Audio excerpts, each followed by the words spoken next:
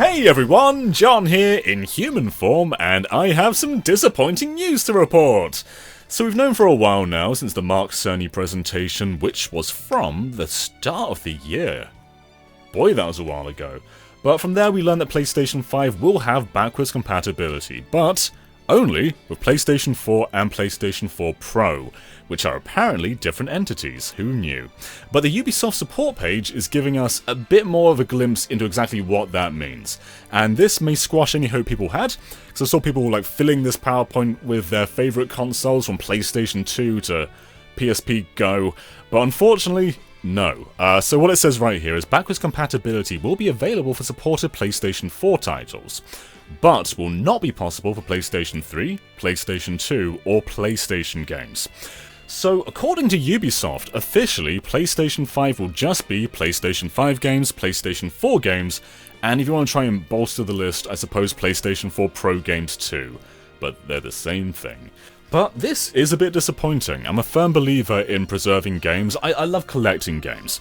And when I was a kid, I missed out on a lot of the PlayStation 1 era, and I experienced that through PlayStation 2 backwards compatibility.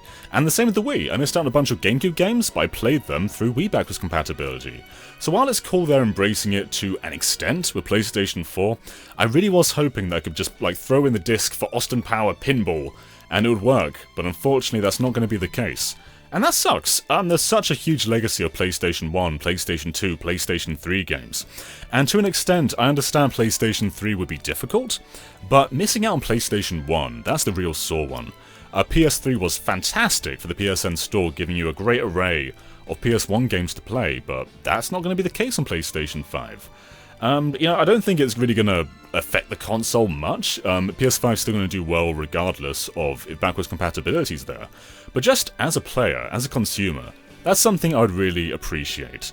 And it's great to see what Xbox is doing with Series X right now, or even with One X. You can put in Morrowind for the original Xbox, and not only will it work, but it will upscale and re-render that at basically 4K.